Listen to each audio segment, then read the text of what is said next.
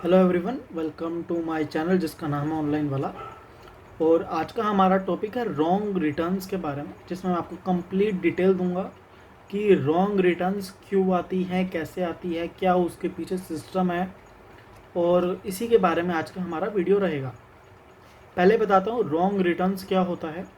Wrong returns वो product होता है, सपोज़ आपने सेलर हो, हमने भेजा, कस्टमर कहता है कि मुझे जो मंगाया था वो नहीं निकला, या मैंने क्वांटिटी 3 की मंगाई थी, मेरे पास सिर्फ एक ही क्वांटिटी निकली है, और वो फिर वो रिटर्न कर देता है।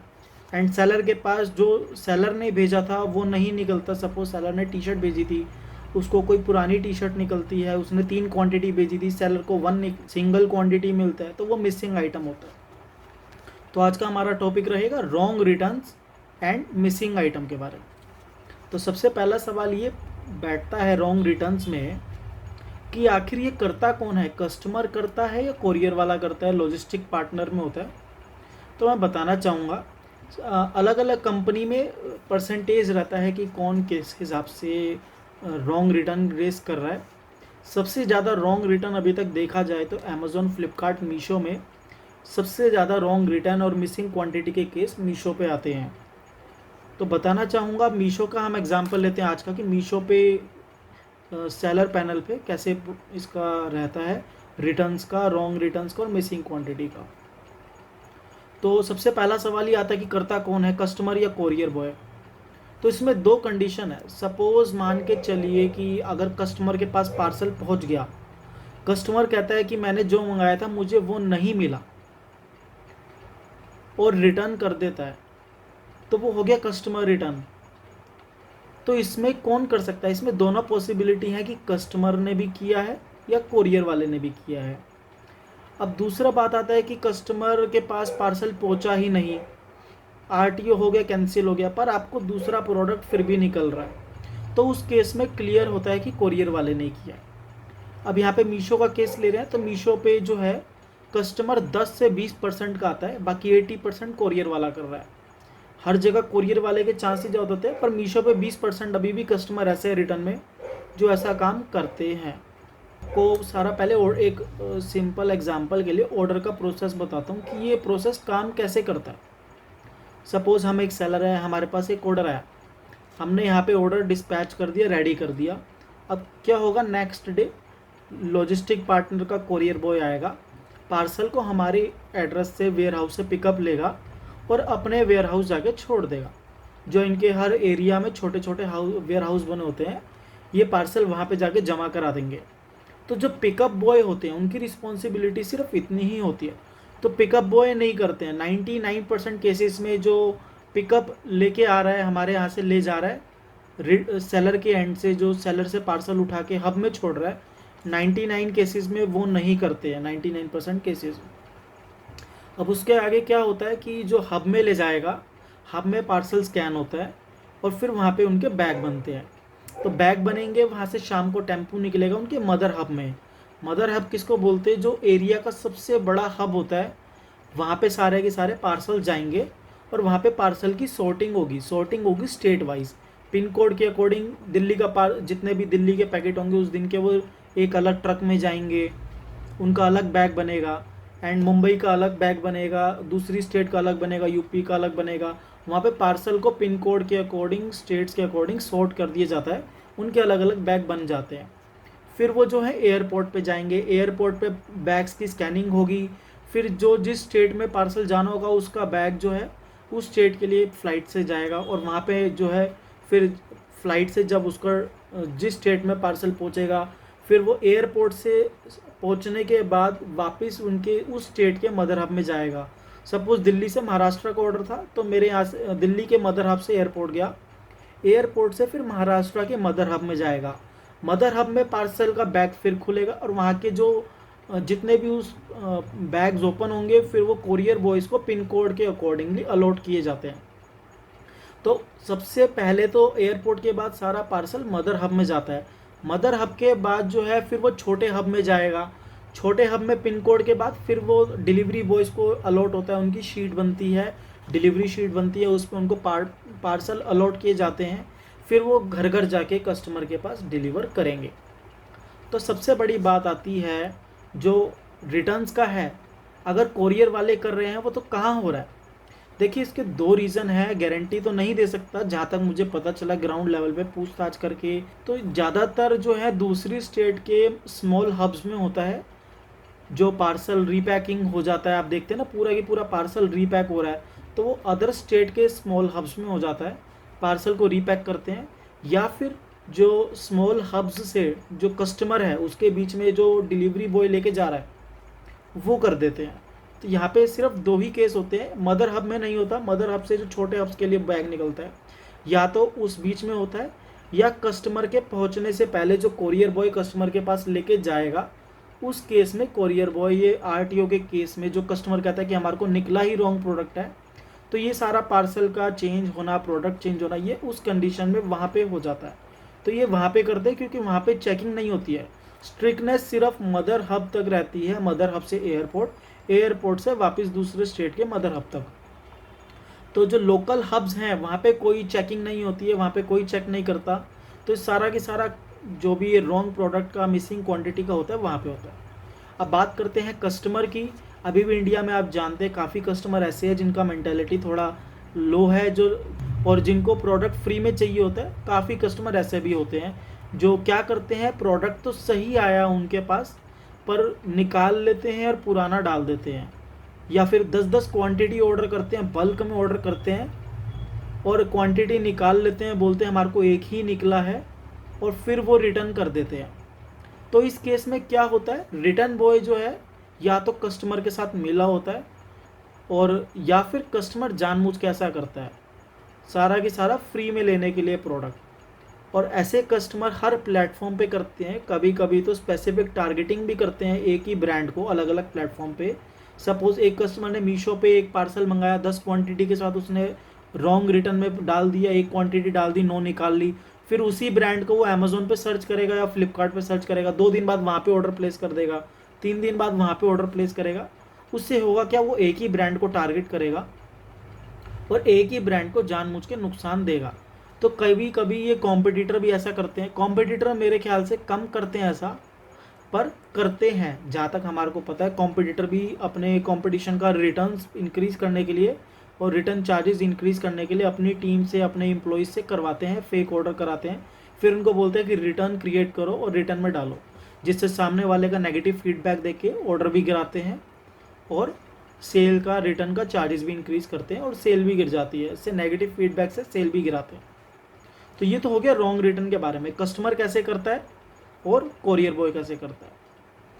तो अब सबसे बड़ी बात आती है कि एज अ सेलर इन सब चीज़ों को कंट्रोल करने के लिए हम कर क्या सकते हैं और कंपनी को इसमें क्या एक्शन लेना चाहिए।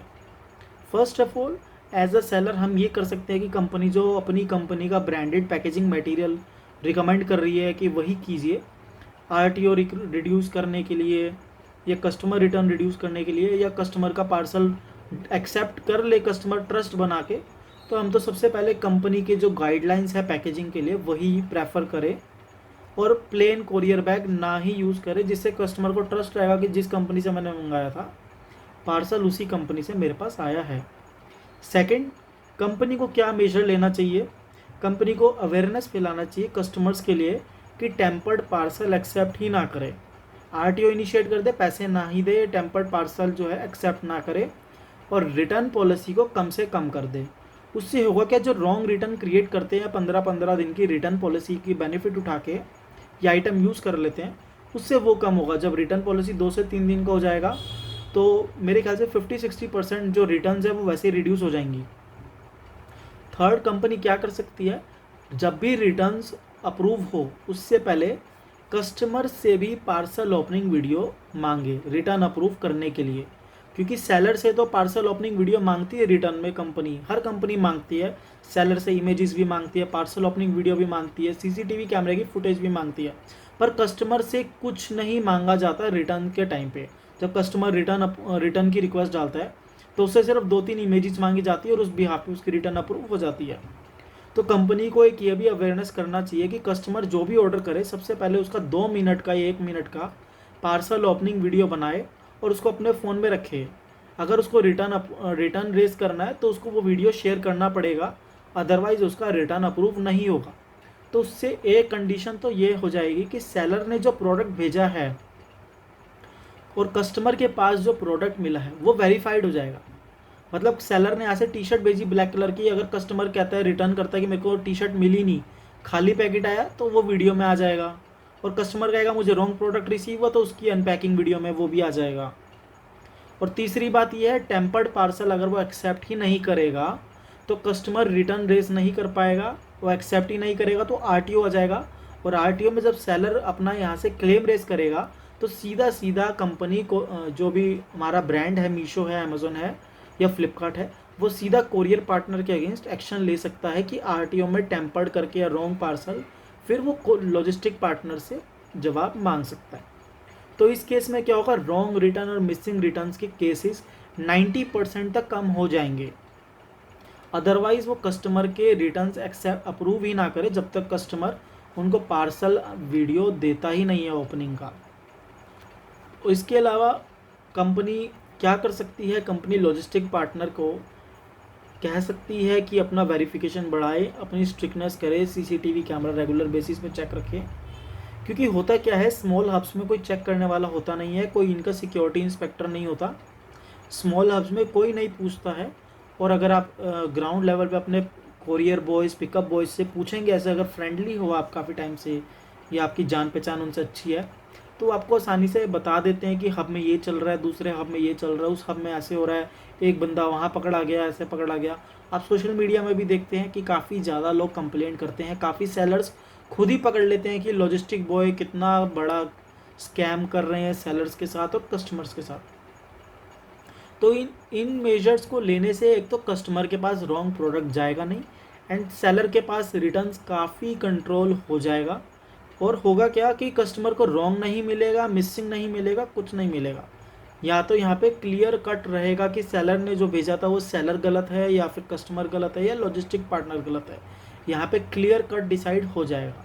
अब मैं एक पॉइंट आपको बताना चाहूँगा कि सेलर कभी भी रॉन्ग प्रोडक्ट क्यों नहीं भेजता है।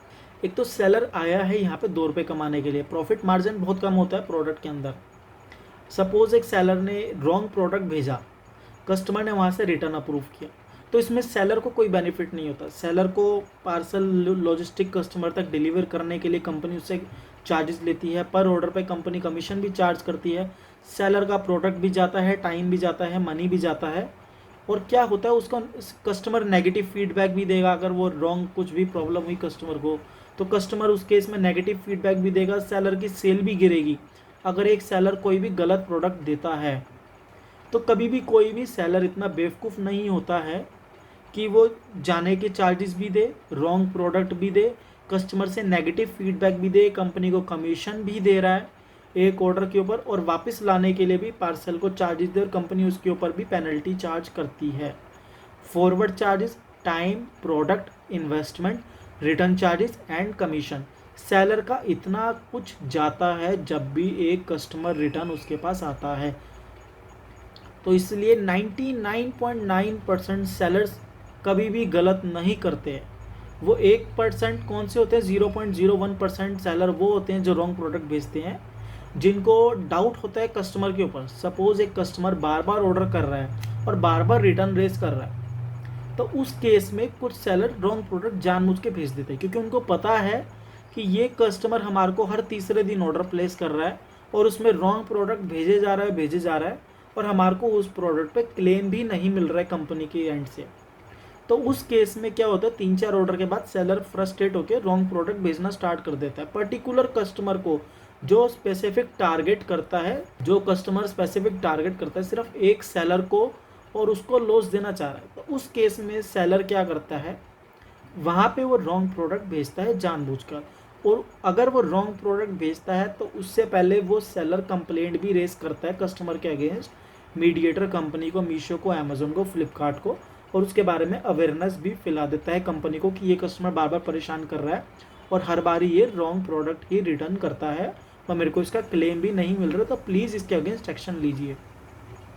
तो उसी केस में सेलर सिर्फ रॉन्ग प्रोडक्ट भेजता है।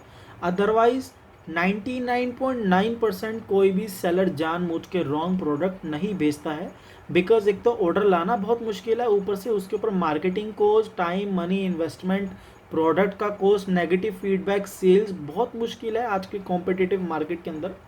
तो मुझे नहीं लगता कि सेलर्स रॉन्ग प्रोडक्ट जानबूझ के कोई भी भेजते होंगे किसी भी कैटेगरी में। तो ये तो थे रॉन्ग रिटर्न्स के सारे रीज़न, कौन करता है, कैसे करता है, कहाँ पे होता है, और इसको रोकने के लिए हम क्या क्या कर सकते हैं एज अ सेलर, और मेरी क्या एडवाइस है कंपनीज के लिए वो भी। तो मैं लास्ट में एक टिप दूंगा आपको कि हमेशा, जैसा मैं कहता हूँ, कि मार्केटिंग का और रिटर्न का एवरेज निकालें और कॉस्ट निकालें उसका, कि आपको महीने में अगर 200 ऑर्डर आ रहे हैं तो रिटर्न का क्या एवरेज बैठ रहा है, उसका चार्जेस का क्या कॉस्ट बैठता है, और मार्केटिंग का आपका पर ऑर्डर का क्यों कॉस्ट बैठ रहा है, उसको अपने सेलिंग प्राइस में इंक्लूड करें ताकि आपको लॉस ना हो ऑर्डर, बल्क ऑर्डर क्वांटिटी में, ताकि आप अपने बिजनेस को स्केल जल्दी कर पाएँ और तरीके से कर पाएँ बिना लॉसेस के। तो इस चीज़ को हमेशा ध्यान रखिए, मार्केटिंग का कॉस्ट और रिटर्न का चार्जेस ऑलवेज इंक्लूड करके चलिए अपने सेलिंग प्राइस में प्रॉफिट के साथ, तभी आप बिजनेस ग्रो कर पाएंगे। अदरवाइज ऑर्डर तो इंक्रीज होगा पर आप माइनस में, नेगेटिव पेमेंट में रहेंगे, लॉसेस में रहेंगे। तो अगर आपको मेरी वीडियो पसंद आई हो तो प्लीज़ इसको लाइक करें, शेयर करें, कमेंट करें, और अपने व्यूज़ को कमेंट बॉक्स में ज़रूर मेंशन करें। और आपको किसी भी टॉपिक पे कोई भी इन्फॉर्मेटिव वीडियो चाहिए हो तो प्लीज़ उसको भी बताएं, हम ट्राई करेंगे उस पर भी वीडियो बनाने का। Thank you very much.